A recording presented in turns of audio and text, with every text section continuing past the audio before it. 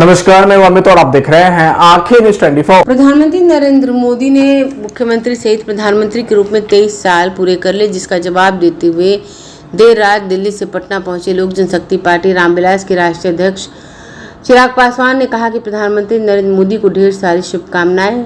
जाहिर बात है, स्वाभाविक है, यह बात किसी से छुपी नहीं। मेरे मन में उनके प्रति कितना प्यार, कितना आदर और कितना स्नेह है। मेरे पिता आदरणीय रामविलास जी ने के बाद किसी को राजनीतिक क्षेत्र में अपना आदर्श माना है तो वो है प्रधानमंत्री, जिनके कार्यों से मैंने सीख ली, उनकी कार्यशैली से मैंने अपना कार्य किया है। वो मेरे प्रधानमंत्री नरेंद्र मोदी जी हैं और आज जब उनका अनुभव नए मुकाम तक पहुंचा है तो मैं और मेरी पार्टी लोक जनशक्ति पार्टी रामविलास, जहां एक तरफ उन्हें ढेर सारी शुभकामनाएं और बधाई देते हैं, वहीं आने वाले लंबे समय तक उनके आशीर्वाद का लाभ हम पर ऐसे ही बना रहे यह कामना भी करते हैं। वहीं झारखंड में होने वाले विधानसभा चुनाव को लेकर उन्होंने कहा कि अपनी पार्टी की रणनीति साझा करते हुए कहा कि झारखंड विधानसभा चुनाव को लेकर गठबंधन के साथ ही खासतौर पर भाजपा जो एनडीए का प्रमुख घटक है उसके साथ बातचीत चल रही है।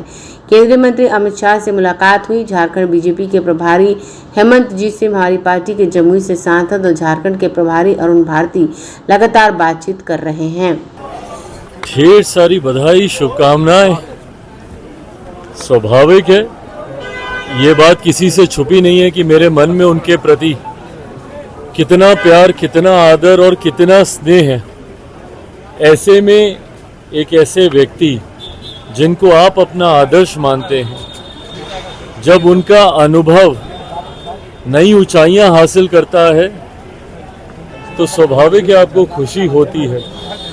मैंने मेरे नेता, मेरे पिता आदरणीय रामविलास पासवान जी के बाद किसी को राजनीतिक क्षेत्र में अपने आदर्श माना, जिनके कार्यों से मैंने सीख ली, जिनकी कार्यशैली को मैंने अपनाने का प्रयास किया, वो मेरे प्रधानमंत्री नरेंद्र मोदी जी ही हैं।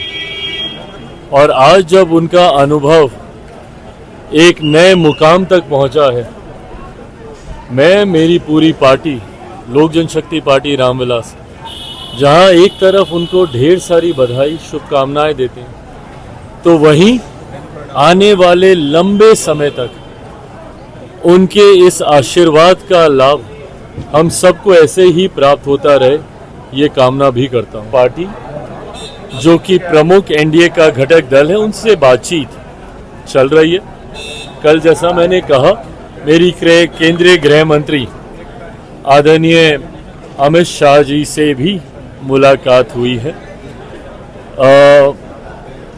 झारखंड के प्रभारी आदरणीय हेमंता जी से भी, हमारी पार्टी के जमुई से सांसद और झारखंड के प्रभारी अरुण भारती जी की निरंतरता में चर्चाएं चल रही हैं।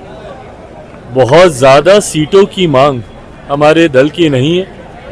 हमेशा से हम लोग का लक्ष्य रहा है कि कैसे एनडीए को हम लोग गठबंधन में रहकर मजबूती देने का हम लोग कार्य करेंगे। उदाहरण के तौर पर जम्मू कश्मीर में हम लोगों ने चुनाव नहीं लड़ा, हरियाणा में भी हम लोगों ने चुनाव नहीं लड़ा, पर झारखंड एक ऐसा राज्य है, जब मेरा जन्म हुआ था तब बिहार और झारखंड एक ही राज्य थे। ऐसे में पार्टी ने भी इस दौरान काफ़ी मेहनत की है।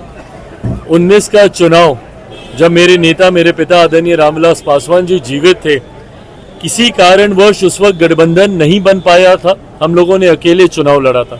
14 में ज़रूर भाजपा के साथ एक सीट, शिकारी पारा की एक सीट थी, उस पर हम लोगों ने चुनाव लड़ा था।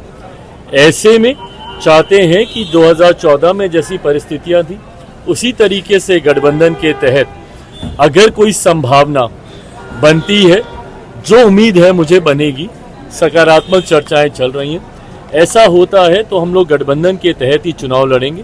बहरहाल परिस्थिति स्पष्ट होने में कुछ समय और लगेगा। मुझे लगता है नोटिफिकेशन जब तक आता है, अधिसूचना, जो कि मैं मानता हूं 2-1 दिन में आनी चाहिए, अधिसूचना आते आते तक मैं मानता हूं कि स्थिति स्पष्ट हो जाएगी। उपचुनाव में प्रशांत किशोर बोले कि एनडीए के उम्मीदवार को हरा देंगे। अच्छी बात है, वो अगर चुनावी रण क्षेत्र में उतर रहे हैं तो किसी ना किसी लक्ष्य के साथ ही उतर रहे होंगे, या तो महागठबंधन को हराने के लिए या एनडीए को हराने के लिए।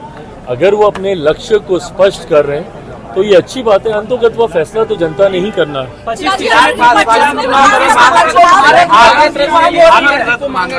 नीतीश कुमार को भारत रत्न देने की मांग हो रही है। अच्छी बात है, होनी भी चाहिए और उनको बिल्कुल मिलना भी चाहिए। देखिए, मुख्यमंत्री नीतीश कुमार जी का जो राजनीतिक अनुभव है उसकी तुलना बहुत कम राजनीतिज्ञों से की जा सकती है। आप उनकी राजनीति से सहमत असहमत जरूर हो सकते हैं, पर इस बात को झुटलाया नहीं जा सकता जिस पृष्ठभूमि से वो आते हैं और जिस संघर्ष के साथ वो राजनीति में एक ऐसे मुकाम तक पहुंचे जहां पर लंबे समय तक एक धुरी वो भारत की राजनीति की वो बने रहे।